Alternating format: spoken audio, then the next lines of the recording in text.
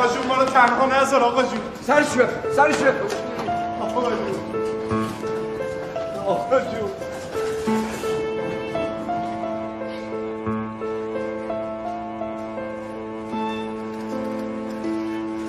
آقا چی میگه آقا جون؟ چیه؟ آیا تو من پسرشون هستم. پسرش باشین پدرش باشین نمیذارم برین تو. ببخشید آقای دکتر من نه پسرشم نه پدرشم. با اجازه بفرمایید آقا. کجا؟ گفتم نمیشه برین تو دیگه. یعنی چی آقای دکتر؟ چه طرز صحبت کردنه؟ ما بچه‌ایم مگه؟ سن و سالی هم گذشته؟ شوخی داریم مگه با شما؟ همین شما که سن و سالی ازت گذشته نمیدونین همینجوری نمیشه بریم وارد سب کن ببینم. شما همونایی نیستین که بله من اون موقع ماما شینیو نکردم. چه حافظه‌ای داره؟ پرستار مریض اینا رو برگردونید بندازید بیرون. ببخشید آقای دکتر واسه چی؟ برای اینکه با اون آتیشی که دفعه قبل تو بیمارستان سوزوندین و همدیگه رو داشته میجویدین من قسم خوردم دیگه اینا رو تو بیمارستان راه ندم. آقا این کارا چیه میکنی؟ محل این حرفا نیستن. اون مال منه.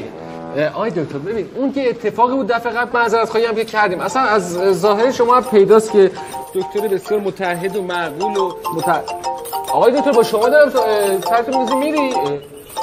همین دور و بر بایستین تا خودم خبرتون کنم. در ضمن اون گوشیتون رو لطف کنید جواب بدید. باش عجب دکتره. الو چه خبر؟ یواش صحبت کن بیمارستان اینجا یواش. چی؟ خب من نگفتم بهت نمیشه.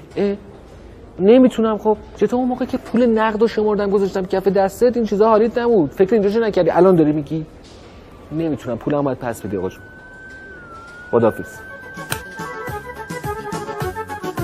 آنچه بیارید ناله بکارید اومد کجای دستاش هنای عشق شد گل کنه ظلماش گلامه دلوباش بزار خود خوش خلق و مهربون شاد اومد. این دستگرمی بود. خیلی ممنون. ما تا 2-3 نصف شب در خدمت شما هستیم. این اولین آهنگ. هرچی دوست داشتید به من بگید براتون بخونم. بزن. کی بهت گفته که من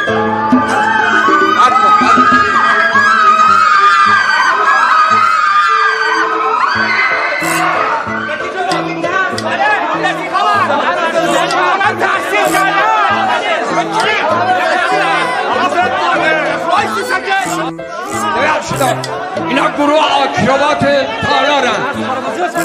خلبازی چه؟ اعتماد به نفسم برای بالا به تو چه؟ یعنی چه؟ گوش کن دفعه آخر باشه این عرازل برمیداری بیاره اینجا فهمیدی یا نه؟ عرازل چه؟ اینا رفیقا همه تحصیل کردن. گوش کن اینجا جای آدم مجرد نیست. اینجا خانواده نشسته مجرد نباید بیاری فهمیدی یا نه؟ راست میگن آقا اینجا جای مجرد نیستش. شما چی میگی؟ من دارم با برادرم تو دخالت میکنم. من مجردی؟ اینجا همه مجردن. من شکایت میکنم. راست میگه دیگه. زن و بچه رفت آمد میکنه. تو دیگه چی میگی؟ چه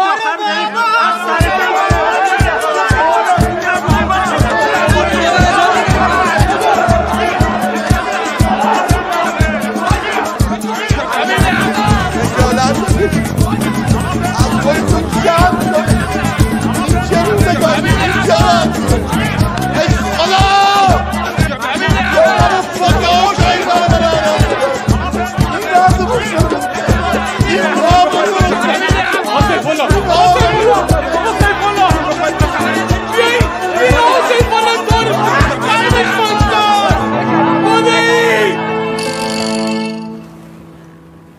بگم چیکارت کنه که روزگارمون رو سیاه کردی.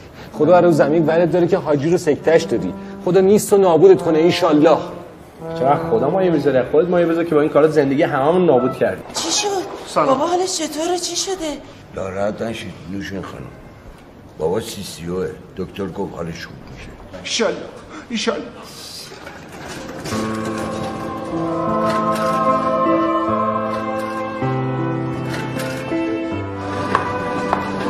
من تسلیت میگم، غم آخرتون باشه. ما تمام تلاشمون میکردیم.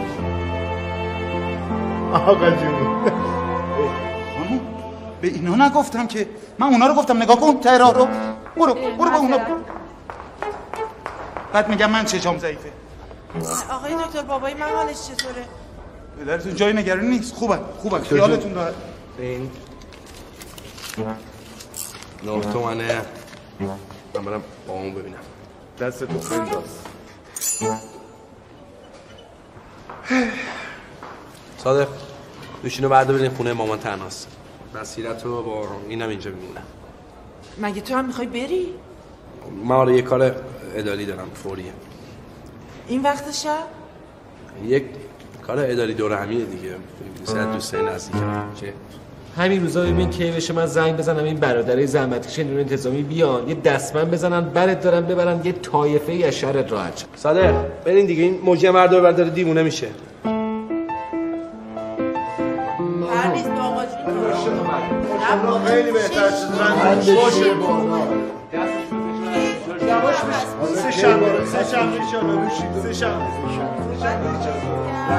آقا جون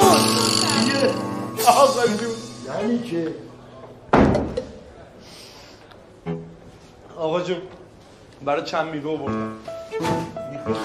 آقا چرا؟ اینو بگم مردن که چرا؟ خوبه والا.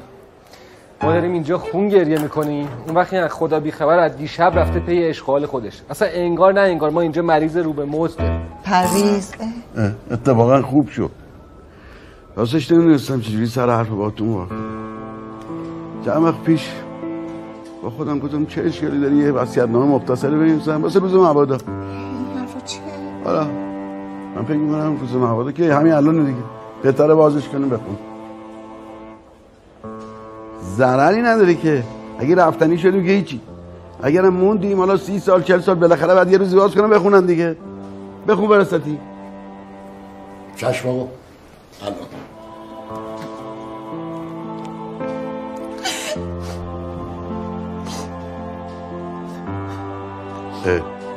تو بخون دیگه.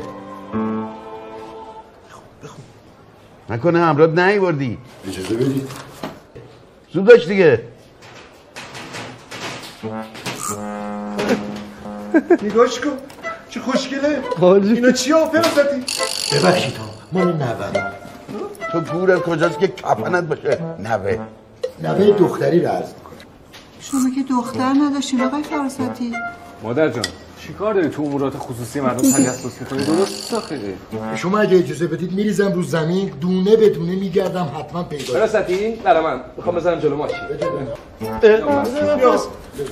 بریز اونجا. بفرما. بعد یه عمری گفتین یه وصیت‌نامه بنویس. اینم شد نتیجه. حالا کجا داری میری؟ خب برم دستشویی. نه نمیخواد بری. میگیم لگن بیا. لازم نکردم از این قرتی بازی‌ها خوشم نمیاد. خیلی خب بچه بیان کمکش کنن. نمیخواد خودم میرم. بچه‌ها مواظب باش. کجا آقا خب برم دستشویی. بابا فرار نمی‌کنم میرم. باشه. خب بستگی کمک کردین بفرمایید. خب باشه.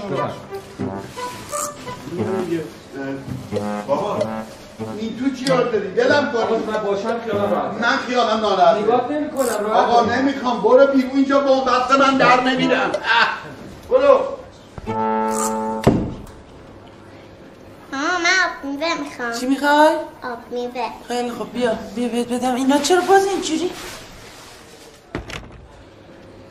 سلام دادی. پیدا شد. خواهش میکنم الان آقا الان. کجا گذاشتم این 20 رو؟ تو دنبال چی میگردی؟ نه آقا جان الان پیدا میکنه. خدا رو شکر ما مثل بعضیا نیستیم نزول خوری کنیم. نون بازومون میخوریم. با همین بازام آقا جونو بردم توالت. ببین دهنتو میبندی یه همچین بزنم پنج رو زمین همینجا بغل آجون بخوابوننت ها. بذار اونایی که زدی از بیمارستان مرخص شن بعد من. خب پرویز این گوشیت خودشو کش جواب بده. بله. آقا جون من تو حرفی حسابت نمیشه. بهت میگم نمیتونم دیگه. ببین من حالی نیست تا هفته دیگه همین موقع پولمو دادی ندادی معمول میفرستم در خونه دیگه خود دانی. دیگه هم زنگ نزنی یا سالی چند حساب کرده بودی باشه؟ بلد نیستی دهن تو بیمارستانم ولکن نیستم. بریم باباتون موند و تو بیارینش بیرون.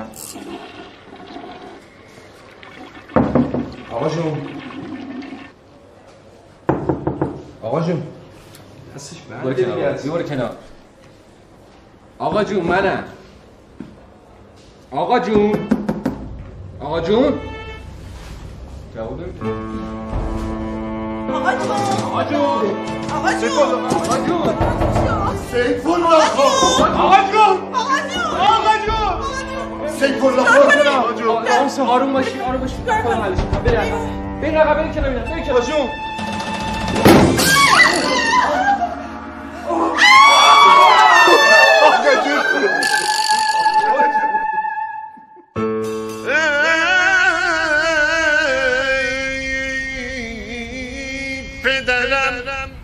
پدرم دیده به سویت نگران است هنوز گم نادیدن تو. ببین از این حلوا خواهش می‌کنم همتون میل بفرمایید. این حلوا 2 بار در زندگی من پخته شده. آرد سنگک منتهاش این آرد سنگک رو باید از شهد عسل درست کنیم. شهد عسل رو باید از موم عسل سوا کنیم قشنگ با آرد تفت بدیم. چند دقیقه باید تفت؟ دقیقا 9 دقیقه 2 دقیقه هم برای تفت اضافهش قشنگ جا بیفته. فرق نمیکنه روغنش جامد باشه مایع باشه فرق نمیکنه. منتهاش اینجا اون 9 دقیقه رو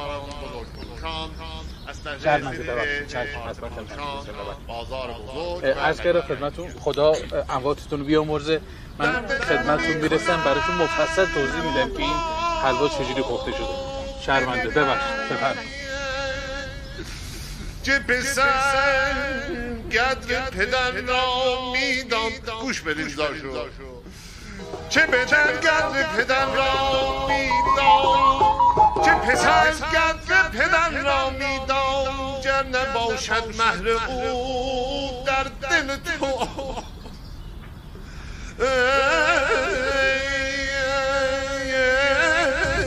ای پسر قدر پدر را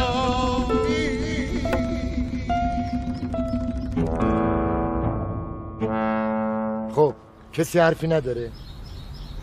دیگه چه حرفیه دیگه خوندی دیگه عجب. خب ما یه خورده گیج شدیم آخه. یه خورده که نه انشالله خیلی گیج شدیم. تو کار نداشته باشید. البته حق با شما. منم میدونم وصیت‌نامه عجیب و غریبیه ولی چاره‌ای نیست. وصیت‌نامه پدرتونه باید مو به مو اجرا بشه. وصیت چیه؟ شما اسم این کلاهبرداری میذاری وصیت‌نامه؟ پرویز مادر البته ببخشید من خودم یه جورایی مشکوکم. مگه میشه آقا جون ما که بچه‌هاشیمو فراموش کنه بعد تمام زندگیشو بره به نام 2 نفر دیگه کنه؟ آخه یا اون 2 نفر خیلی آقا جون نمیدونم بسط کارایی شده که مثلا شما برو به 1000 نفر این ماجرا رو تعریف کن اگه یه نفر باور کرد من مطمئنم این وصیت‌نامه مال حاجی نیست. ماشاءالله یعنی میفرمایید من دستکاری کردم؟ دیگه به هر حال آدمیزاده دیگه. یه موقع می‌بینیم مال دنیا گولش میزنه یا یکی گفته بهش زورش کرد.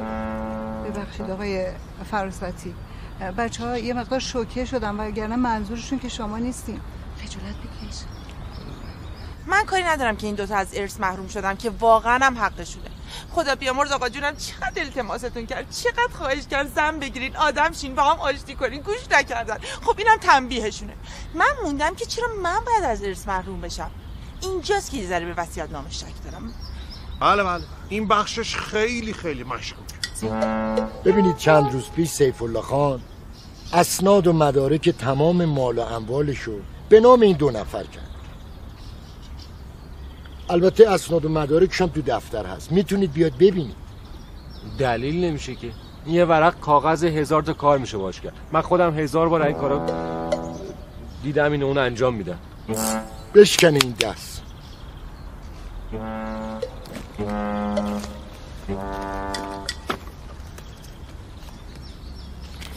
البته قرار بود بعد از مراسم 7 این CD رو بدم ببینید، ولی با شرایطی که الان به وجود اومده و تا تهمت دزدی به من نزدید بهتر اینو ببینید.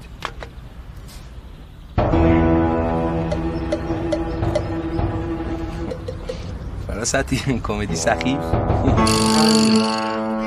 آقا پرویز، آقا پرویز، خدا بیامرزه. خیلی ممنون، تشکر. همه آخرتون باشه. شادی شما. خدا نگهدار. پذیرایی بسیار عالی بود. دستتون درد نکنه. حلوای کاری کی بود؟ خیلی عالی بود. راستی پدرتون بوده؟ بله. خیلی ناراحت شدم. خدا بیامرزش. آخرین غمتون باشه. خدا بیامرزه. خیلی ممنون تشریف آوردین جناب سلیمانی. به خانواده سلام برس. بزرگیتون مثلا خدا نگهدار. سلامت. خدا رحمتشون کنه پرویز کن. ممنونم. انشالله که نور به قبرشون ببره. پرویز کن جسارتا این آقا کامران ما از جوونای نیک روزگار خوشبخت چند وقتی میخواد ازدواج کنه، همچین دست و بالش خورده خالیه. اومدیم پیشتون کار ما رو راه بندازید دیگه. فقط اگه محبت کنید اون 3% که با من حساب کردیم، اون 3% هم با آقا کامران حساب کنید ازتون ممنون میشه. عرضم به حضورتون 3% که چی میخواد؟ تشکر میکنم، بنده نوازی فرمودید. خدا رحمت کنه. 3% بده بهشون دیگه، آدمای خوبیه. شما اشتباه گرفتید برادر من شما به جا نمیارم. بفرمایید. آقا به جا نمیارم، اشتباه گرفتین دیگه. بفرمایید. بفرمایید خواهش می‌کنم. نه من الان میرم همه چی یادش میاد. من نوشین کارت داشت میگفت. خیلی خب برو من میام. بفرمایید. 3% بگیرید. دستتون درد مگه من به شما نمیگم که توی جمع حرف درصد و مرصد و معامله نزنید؟ اینجا جای معامله است آخه. برو آقا. بفرمایید. خدا رحمت کنه. برو آقا، برو بعد از زنگ بزن. برو آقا جان.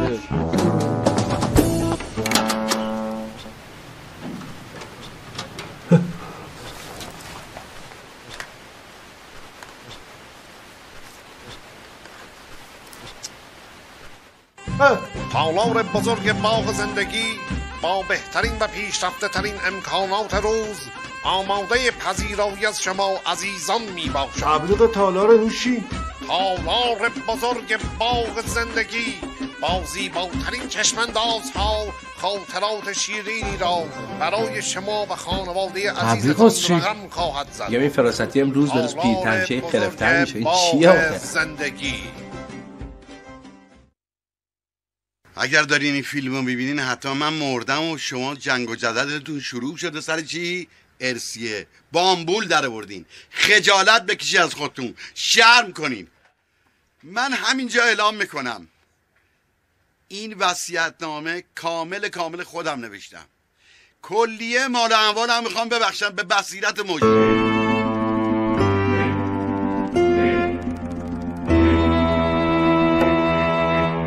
به هیچ کسی هم مربوط نیست. مالمه، دلم میخواد. هر کسی میتونه مالشو به هر کی دلش میخواد ببخشه. به کسی مربوط نیست. همین و سلام. کوفت زهر مار شربنل دیدش. هم میگم چون اول فیلم بابا گفته بذار اینجوری شروع کنم یه به طنز باشه بچسبه دلم.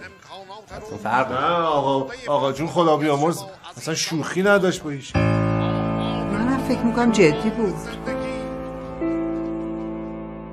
البته برای اینکه تا آخر عمرتون نفرین ناله نکنین و 4 ستون بدن من تو قبر نلرزه یه فرصت کوچولو بهتون میدم. شاید سرتون به سنگ خورد و آدم شد. ماشاءالله.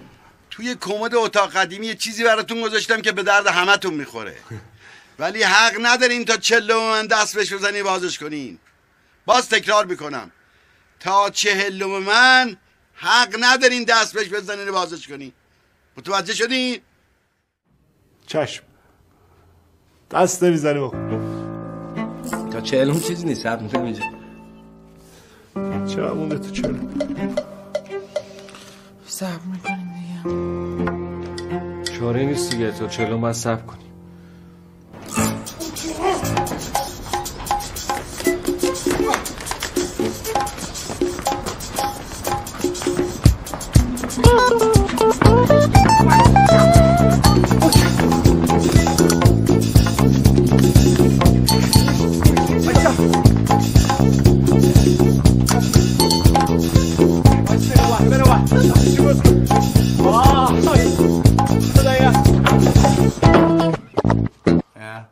چی؟ کاغذه. نوشین یه کاغذی چیزه. دوباره پلی کن. آخ جون این معمایاست. اینقدر باید بدی تا برسی به یه جایی، به یه گنجی چیزی. پلی کن. پلی کن. ها؟ دوباره پلی کن. یعنی چی؟ یعنی دوباره CD منظورشه ها؟ CD خاک عالم دوست سر همتون. زایه شدیم؟ خوبه. میخواستم قبل از مردنم مطمئن بشم که شما آدم بشو نیستین. 2 دقیقه نتونستین تحمل کنین. من که عقب وایساده بودم آقا جون. همون بهتر که از ارث محروم شین، برین از گشتگی بمیرین. بهتر. خوب گوشاتونو وا کنین ببینین چی میگن. این خونه رو میدم به پریدو، یه حقوق ماهیانم براش گذاشتم، بقیه‌تونم کوفت کاری بهتون نمیدم. حتی من؟ حتی نوشی، اونم از ارث محرومه. همتون از ارث محرومین تا وقتی که خسرو و پرویز چیکار کنن؟ زن بگیرن.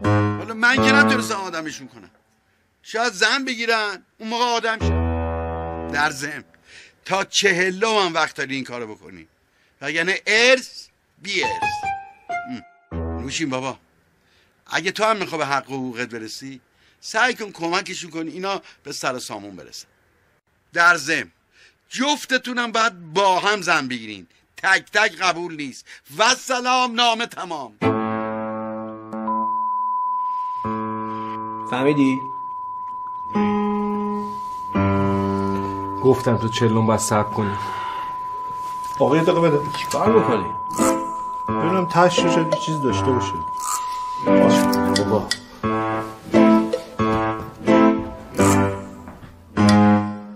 این احتمالا باید قسمت 2 داشته باشه. اگه نداشته باشه خیلی فیلمه.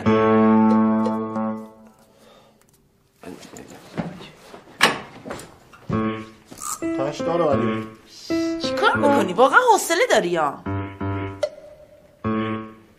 تش نداره چی؟ مبارک. وقتی توی خونه عکس تو رو میبینم، میبرمت به صحرا، رو به روش میشینم، میگم درد دل گذشته هامو که شاید بشنون این دشته هامو، که شاید باور کن پرویز خان ما نه سر پیازیم نه تای پیازیم. منتها من نمیدونم این خدا بیامرد چه نیتی داشت که ما رو انداخته تو حجر، منو اینو. مورد شما باشه برای بعد مراسم. فکر کردی به همین راحتی از میدون در میرم میذارم روز روشن حق و حقوقمو بالا بکشین؟ براتون دارم. آقا ما غلط بکنیم از این کارو بکنیم، ما خونه‌زاد این خانواده ایم. آقا ما رو ببخشه، آقا ما رو ببخشه، آقا ما رو ببخشه، آقا ما رو ببخشه. آقای موتی، آقای خجالت بکشی، خواهش میکنم. تو که نمیدونی این کیه؟ من بوده، رفیق 40 ساله من بود. آقا جان خواهش میکنم آبروریزی نکنید، زشته جلو مردم، زشته. شما بفرمایید من اینا رو درستش میکنم. این فاکتور مخارج بیمارستان خدمت شما. چه خبره؟ چرا اینقدر زیاد؟ خواهش میکنم. اون دری هم که با لغت شکوندید محاسبه کردن، برای این زیاد شده. خب بدش به همون آقایونی که برای مال اموال سیف الله خان کیسه دوختن. بگی آقا. خواهش میکنم. پرویز خان شما فرزند ارشد سیف الله. میگم آقای فراسدی جون مادرت. ببین ما دوتا، من این هم میشناسم، ما دوتا مال مردم خور نیستیم. جون مادرت، ما رو از این ماجرا بکش بیرون. یعنی چه؟ مگه دست شما هست؟ وصیت‌نامه سیف الله خانه مو به مو باید اجرا بشه. همین که گفتم. آقای فراستی، بله، نمیشه یه کاغذی چیزی امضا کنیم همه رو به نام شما بزنیم، شما خودتون پیگیر همه این قضایا بشین؟ خواهش میکنم آقایون، نمیشه. دیگه هم حوصله شنیدن دریوریای شما رو ندارم. این وصیت‌نامه باید اجرا بشه. شما مگه میخواید زودتر از این وضعیت خلاصید؟ یک راه بیشتر نداره. کمک کنید اینا برن زن بگیرن، هم شما راحت میشید هم من. تمام شد. راستی تا یادم نرفته، اینا مال شماست. اینا چیه؟ سویچ ماشین بچه هاست، چون سندش به نام سیف الله خانه طبق وصیت‌نامه به شما میرسه.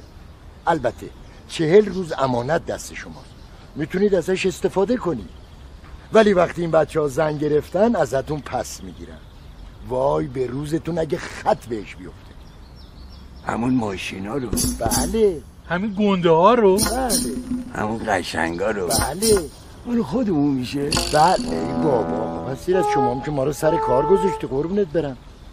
یک کلام گفتم مال شماست، بگیرید. زودترم اینجا رو جمع و جور کنید که کار داریم. ما نمیتونیم قبول کنیم. چرا؟ چون آقا پرویز پوستمون رو میکنه. یعنی چه؟ مگه من مردم؟ میگم آقای فراستی، اگه بعد از 40 روز اینا زن نگرفتن، آره تکلیف اینا چی میشه؟ به وقتش یه فکری هم بر اون موقع میکنیم. فعلا اینا رو بگیرید. زودترم اینجاها رو جمع و جور کنید که کلی کار داریم. چشم. این مال خودمه. این مال خودمه. قیافت که نمیاد. تمومه. عجب رسم زمونه، قصه برگ و باد خزونه، میرن آدم ها از اونا فقط خاطره هاشون به جا میمونه. کجاست اون کوچه؟ یه عمر با آبرو زندگی کردیم، آخر عمر ببین چه آبروریزی ازمون شد. نمیدونم بلوز وصیتو کی بین اینا پخش کرده. خدا میدونه. هرچی میکشیم از دست این پسره بیدونیمون مادر. زندگیمون همه رو داد به باد فنا. آقا جون هم آخرش دیر بود. اصلا این پسره صلاحیت سهم الارث نداره مادر. تمام زحمات آقا جون رو 2 روزه میده به باد فنا. من باشم یه چوب کبریت هم به نامش نمی‌کنم آدم شه. خیلی خوب دیگه، حالا اینقدر هرس نخور، حالا که سر هممون بیکنمون. از من بپرسی و من هنوزم میگم که این وصیت‌نامه دستکاری شده. واسه مادر شما نمیخوای یه عکس العملی نشون بدی، یه اعتراضی سر و صدای گرد و خاک چیزی؟ چه اعتراضی مادر؟ به نظر من که خیلی هم درسته. منم هیچ اعتراضی ندارم. یعنی شما واقعا میخوای بذارین مردم بیان همینطوری زندگیمون رو بار کنن، خودشون رو ببرن؟ آقا سیف الله تو همه کارش یه حکمتی بوده. مطمئن باش تو این کارم یه خیریه. بله خیریه. تو اینکه هممون به خاک سیاه بشینیم خیریه دیگه حتما. بله حق شماست. چرا خاک سیاه؟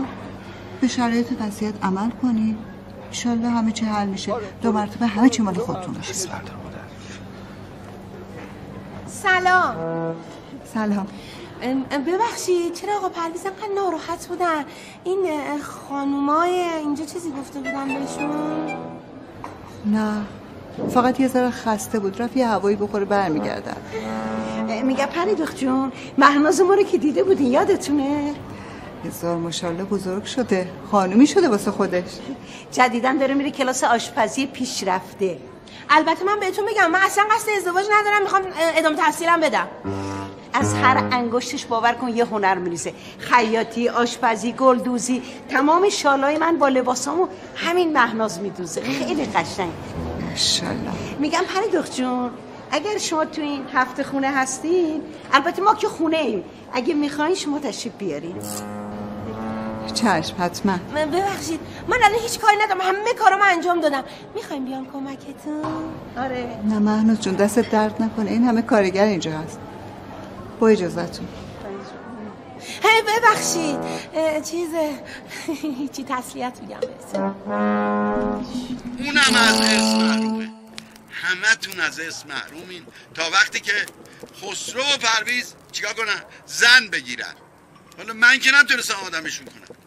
شاید زن بگیرن، اون موقع آدمش، اون موقع آدمش، اون موقع آدمش، اون موقع آدمش، اون موقع آدمش، اون موقع آدمش، اون موقع آدمش، اون موقع آدمش، اون موقع آدمش، اون موقع آدمش.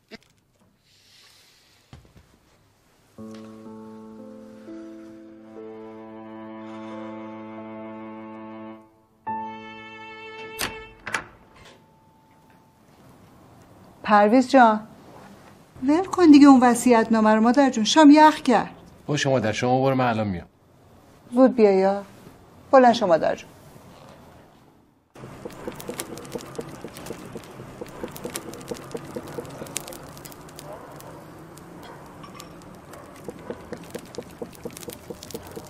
نوش جونت، نوش جونت. بیا خودت هم بیا دیگه صادق بیا. بابا نوش جونت. بکش. آقا پرویز بفرم.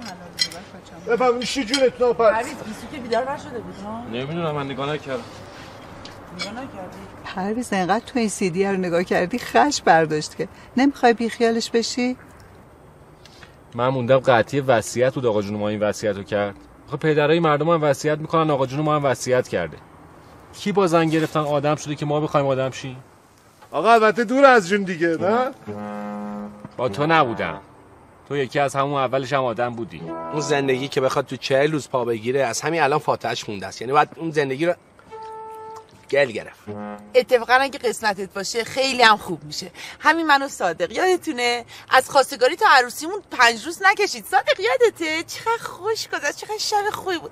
آخ آقا جون خدا بیامرز چقدر خوشحال بود. یادتونه؟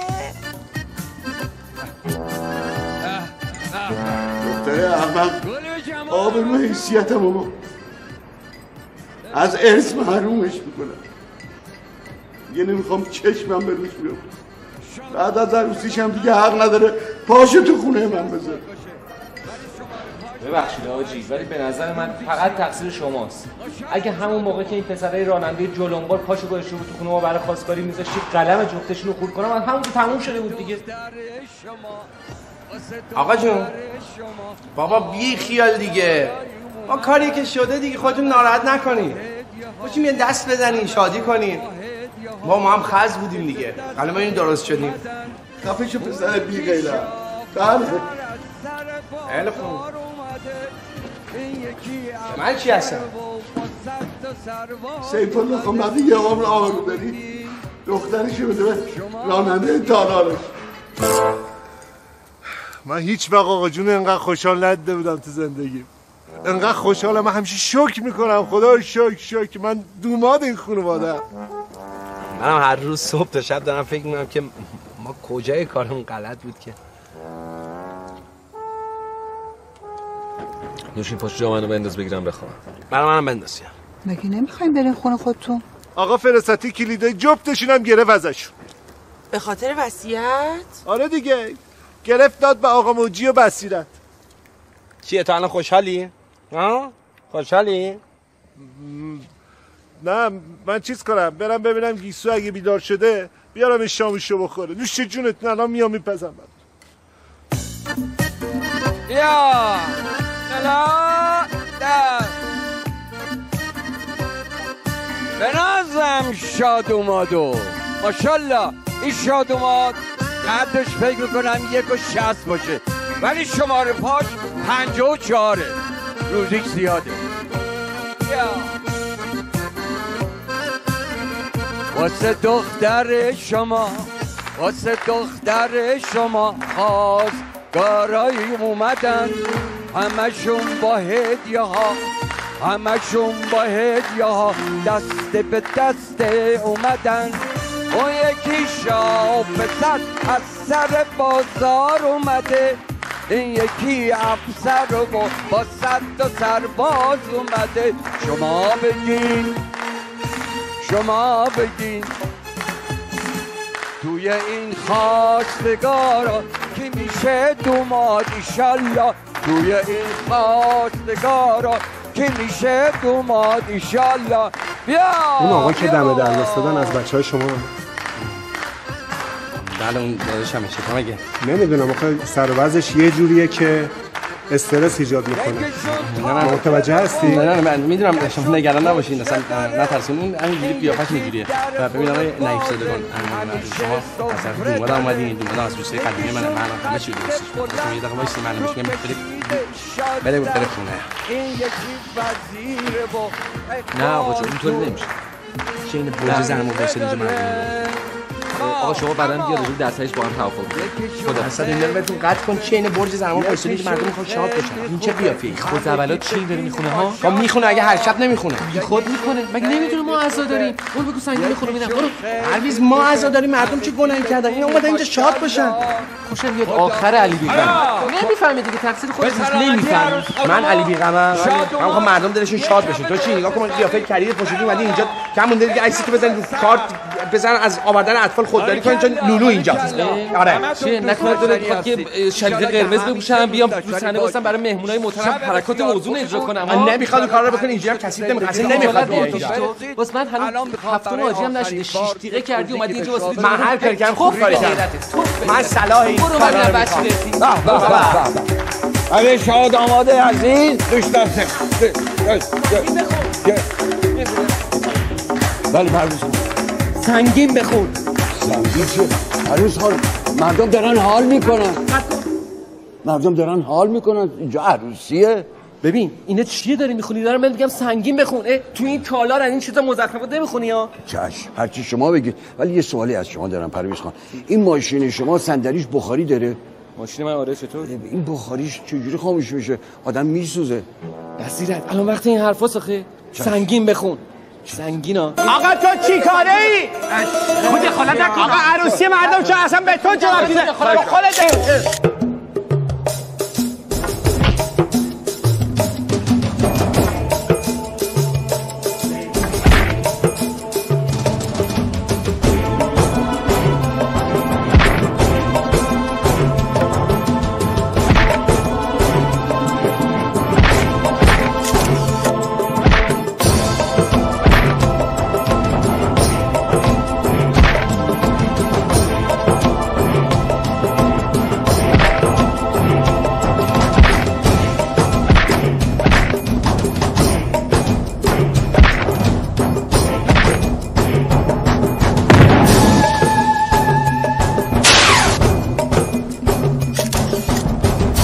همچنان بیننده اخبار شبانه هستید و اما ببینید دعوای دو برادر رو در یک تالار عروسی.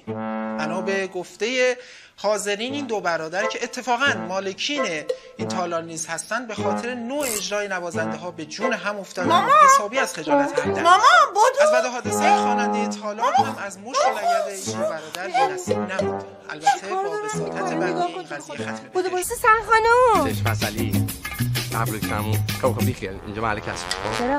چرا؟ من قاطی کردم. بفرمایید امرتون. اون وقتی چیز مراسم فوت آقا جون بعد خدا بیامرزتشون کیفمو جا گذاشتن. آقا جون کیه؟ آقا جون من میشه پدر شما دیگه.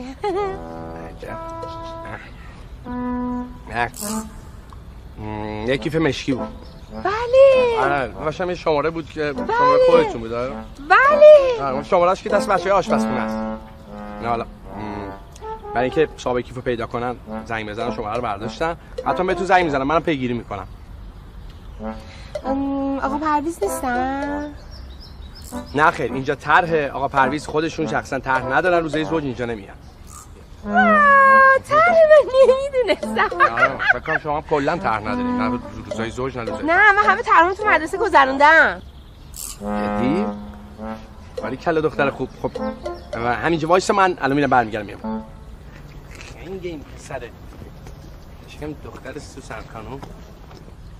آقا خسرو؟ امرتون. ما یه اطلاعاتی در مورد اجاره تالار میخواستیم بدونیم. شما خانومه؟ من بلورچی هستم. خواستم بدونم که واسه 1 ماه آینده تالار رو اجاره میدین؟ خب ببینید خانم بلورچی، ما تا 2 ماه آینده هر شب برنامه‌مون پره. بستگی به شما و شادومات داره که خب چجوری طی کنید. هر شبیه که خواستیم ما خالی میکنیم که شما تشریف داشته باشید. نه واسه من که هنوز قسمت نشده، واسه دختر خالمه. ولی که خودش خجالتیه همش منو جلو میندازه. سلام خوب هستی؟ من متوجه نشدم شما مجرد هستی نه؟ اینطور میگن. قصد یعنی قسمت نشده که عجب اتفاقی. حالا ما باید چیکار کنیم؟ همون حالا باید چیکار؟ الان باید بریم داخل. این خانم منشیمون خانم شوقی خیلی خانم مهربونیه. این براتون یه وقتی رو حتما رضایت میکنه. این خانم شوقی روزه زوج هست اینجا، برادر ذوقی روزه فرد هست که با برادر من کار میکنه. روزه زوج برنامه متنوعی هست، عروسی، تولد و این چیزا. روزه فرد داره عزاداری و پس ما روزای زوج میایم. باشه عجل راحت. سلام به بابا برس. عجب.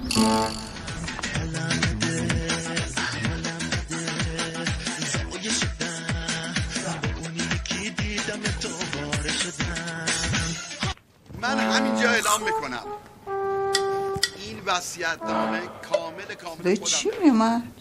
کلیه مال اموالم همسایه‌ها دیگه مادر. پس این چیزای مبتذل و سخیف گوش میکنن. اعتراض کنی همسایه هم درست نیست. اعتراض نکنی وجدان خود آدم راضی نمیشه. چرا نخوابیدی مادر؟ خوابم نمیبره مادر. کلیه مال اموالم میخوام ببخشم به خسته نشدی اینقدر فیلم وصیتون بینی؟ هنوز دنبال سرنخ میگردی؟ مادر من مطمئنم یک کاسه ای زیر این کاسه است. حالا صبر کن من تک تکشون رو رسوا میکنم. مادر جون به جای این خیال پردازی یه فکر اساسی واسه آیندت بکن. فردا پس فرداست که 40 من تموم میشه تو هنوز میخوای مچ بگیری. چیکار کنم مادر؟ دست خودم نیست دیگه. من این سیستمی که حاجی تو وصیت‌نامه‌اش نوشته عمرن نمیتونم قبولش کنم. اصلا من نمیخوام حالا زن بگیرم. تازه یه روزی هم اگر بخوام زن بگیرم اینطوری که نمیشه. باید یه سال قبل زنمو بشناسم، تحقیق کنم. سلام به همگی. امیدوارم هر جا هستی موفق و مؤید باشی. بقیه‌تون بالاخره شما مادر، حتی شما دوست عزیز که موفق نشستی. علیکم سلام. چی شده؟ کپکت خروس میخونه. مادر وقتی مدیریت تالار با یه نفر باشه خب همینه دیگه. همه چی خوب برگزار میشه. زن بگیرم. باید آدم کپکش خروس بخونه دیگه. اینا چه داغونایین؟ آخا خوب شد یادم انداختی. اینو صادق آورده بود عکس چند تا از دخترای فامیلاش. گفت یه نگاهی بندازی. درست نیست این کارا مادر. خب شاید راضی نباشن اینو تو داری عکسشو تماشا می‌کنی. درست اگه راضی نبودن عکسشون رو نمیدادن. آخه درست نیست مادر، صادق آورده. شاید اینا خودشون راضی نباشن تو داری تماشا می‌کنی. بابا اینا مجاز پرسنلیه، نگاه کن. نگاه نکن برادر من، درست نیست. بذار کنار. اینا موفق باشن. اگه تو هم می‌خوای من مطمئنم این صادق یه پوسات چیزی از اینا گرفته ازشون آورده. وگرنه این صادق در راه رضای خدا موش هم نمیگیره. نمی‌بینی؟ نگاه نکن بذار کنار. بابا اینا این پرسنلی که چقدر خیلی خوب تو نگاه کن. شاید یکیشون تو بپسندی مادر. من مادرم بخوام پیدا میکنم دیگه.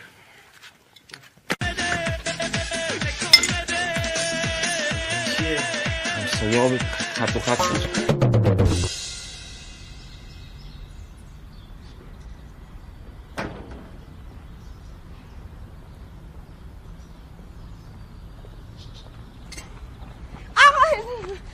سلام. سلام علیکم. با ماشینتون نیومدین؟ ببخشید شما؟ من مهناز خانم، من دختر سوسن خانم. کدوم سوسن خانم؟ سوسن خانم دیگه میشناسین، سوسن خانم. ابرو کمون چش است. بفرمایید امرتون. چیزه آقا خسرو نیستن؟ نه خیرشون روزای زوج میان. طرح زوج و فردش کردین این ماشینا؟ بله زوج و فردش کردیم، البته اگه نظر شما اشکالی نداشته باشه. نه نظر من اشکالی نداره. حالا امرتون. با خسرو چیکار داشتین؟ کیفم تو تالار جامون، بعد اومدم که آقا خسرو کیفم بهم بده. بله. میدونی چیه؟ الان بهتون میگم. من امروز پای سیب درست کردم. اصلا قصد ازدواج ندارم و میخوام ادامه تحصیل بد. آقا پرویز البته اگه شما اون کیفمو پیدا کنیم بد نیست. خودم میخورم.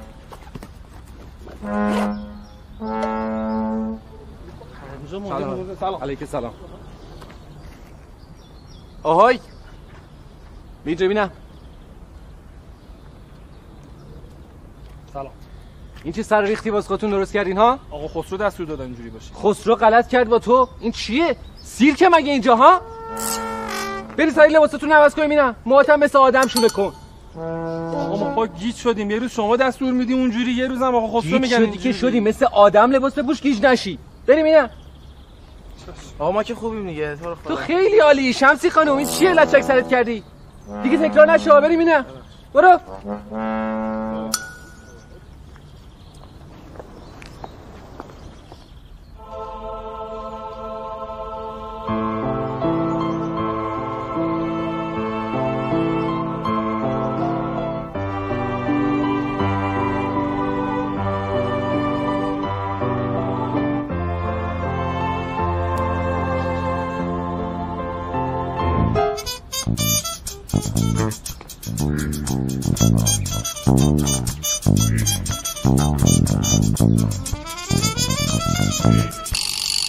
یادداشت بفرمایید لطفاً.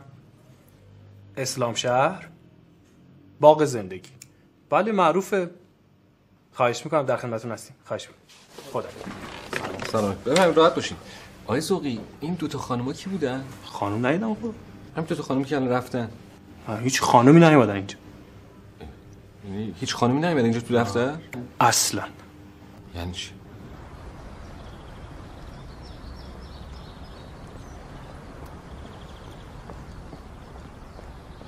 آقا پرویز کیفم پیدا کردی؟ کیف؟ آره دیگه همون که تو تالار جا گذاشته بودم. نه خانم نه. شما الان اینجا اینا رفتی؟ نه منتظرم آقا خسرو بیاد بهش میگم کیفم برام پیدا کنه. بعدم میخوام بهش بگم که من قصد ازدواج ندارم، میخوام ادامه تحصیل بدم. بفرمایید خانم بفرمایید ادامه تحصیلتون رو بدین. خسرو نمیاد امروز. نگفتم مگه بهتون؟ درست نیست خانم شما این خانم تنها اینجا واسه اینجا پر مرد غریبه است. میاد الان تو راهن الان میرسن. بفهمید درست نیست خانم. راستی شما دو تا خانم ندیدن اینجا رد شن؟ کی بودن؟ چی کار داری شما خانم؟ میپرسن دیدی یا ندیدی؟ نمیخوام جواب بدم. چه گیری افتادیم ما؟ سنگ‌انداز. این فایل مشتریای دیروز رو بررسی کردم. اون دو تا خانومی که شما گفتیم متوجه شدم برای چی اومده بودن. بله اومده بودن برای رزرو تالارا. کجا رفتن؟ من پیش پای شما رفتن. چطور ندیدینشون؟ خیلی ببخشید ندیدمشون. نیست که من یکم کورم برای همین ندیدم. خواهش میکنم نفرمایید آقا. ولی اینجا نوشته فردا گویا میان برای عقد قرارداد. فردا؟ بله فردا میان. فردا روز زوجه که. الان یه شیش بابا بیارم ساده چه نقدر جره بس میکنی؟ بابا نگاه کن فیلم هم با سه حرکت سرباز نه اون شطرنج آخه نمی‌کنی. اینا بازی فکریه. شطرنج فکری، منش فکری، محمود فکری. نوشی دو دست بردمش الان تمومه. داداش بالاخره تکلیف ما چیه این وسط؟ هفته دیگه 40 باباستا. تکلیف نداره که. یه مراسم خط براش میگیریم بعدا میریم این رخت اعضا رو از تنمون در میاریم. همین. سهم الارثمون رو میگم بابا. تو هم ما گفتیم تو یکی لااقل دیگه ارث مال دنیا رو نمیزنی. نه که بعضی اصلا پول دوست ندارن. اصلا رنگ پولم ندیدم. بنفشه رنگش. کسی با تو حرف نزده. ول کن دستم چی میخوای توی خونه جون من؟ بشین بابا. چه خبره؟ شلوغش کردین؟ نوشین راست میگه دیگه. اگه شما فردا از ارث محروم بشین مشغول ذمه این بچه اینا. باش خانم تقصیر من چیه؟ آقا جون برداشته به جای وصیت‌نامه معادله چند مجهولی نوشته. ای بابا خستم کردین. زبون آدمیزاد سرتون نمیشه. نه ارث میخوام نه زن بگیرین. پولتونم بخوره تو سرتون. خودم از فردا وکیل میگیرم میافتم دنبال سهم الارثم. لازمم بشه از همتون شکایت میکنم. صادق باشو بریم. این آلبومم بذار زیر بغلت با خود بردا ببر. دیگه هم این چیزا نگیری تو این خونه. فردا بیا. هر چی خواستی بردا بیا. پرویز باور کنید من فقط قصدم خدمت بود. من فقط میخوام شما زودتر سر و سامان بگیم ما بریم عروسیتون خدمت کنیم. همون شما ازدواج کردی برای 7 پشتمون بسه. شما نمیخواد قصه ما رو بخوری. ما یه جوری خودمون مشکلمون رو حل میکنیم. بگی. ببخشید. نه برو اشکال نداره.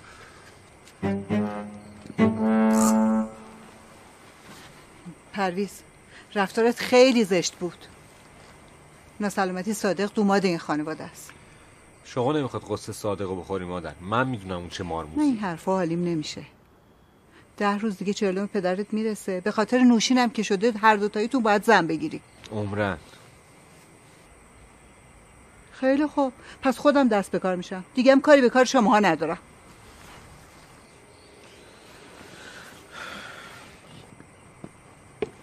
ببین